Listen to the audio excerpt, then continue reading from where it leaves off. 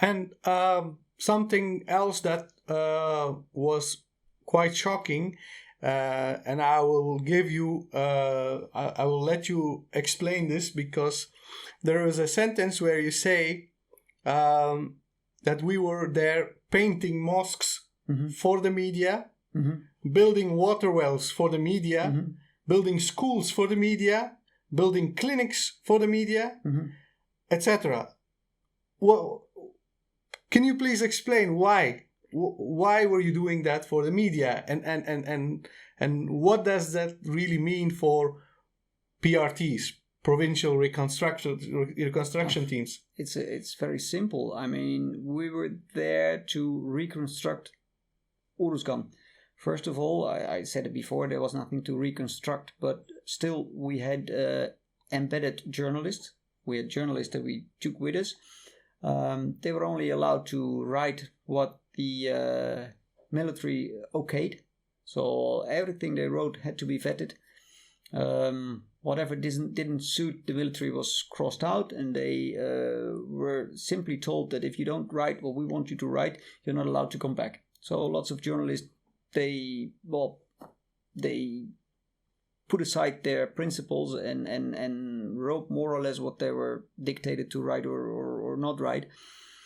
And at the same time, they were dragged into those quasi projects, because we had to show the Dutch population that we were doing well in Uruzgan, that we were making progress and whatever. So we took those journalists to a water well in which there floated something that was supposed to be a micro hydro power plant or something.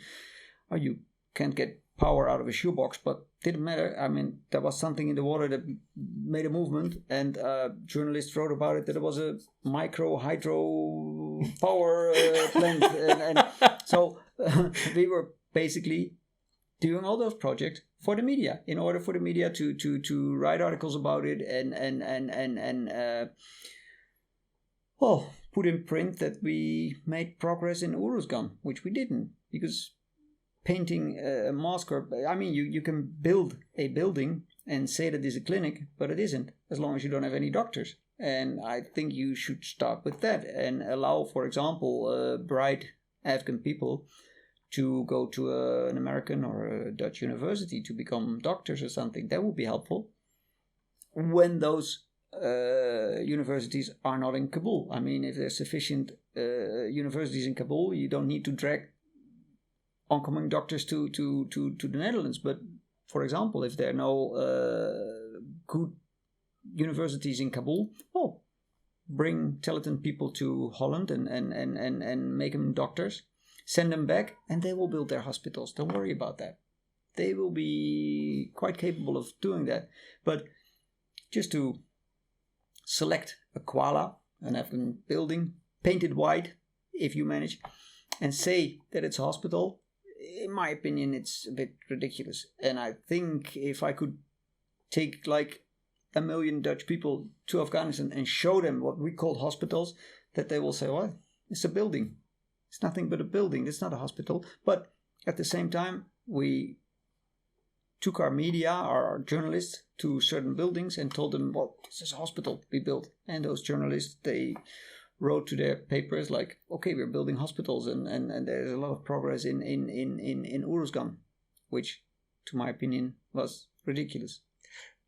There is a certain academic here in the Netherlands who played a role during the Dutch mission in Afghanistan, and I was talking to him a few years ago about the Dutch mission in Afghanistan, and I didn't say anything critical, but he went quiet after a few minutes of conversation, and he looked at me and he said, you know, we had really good intentions.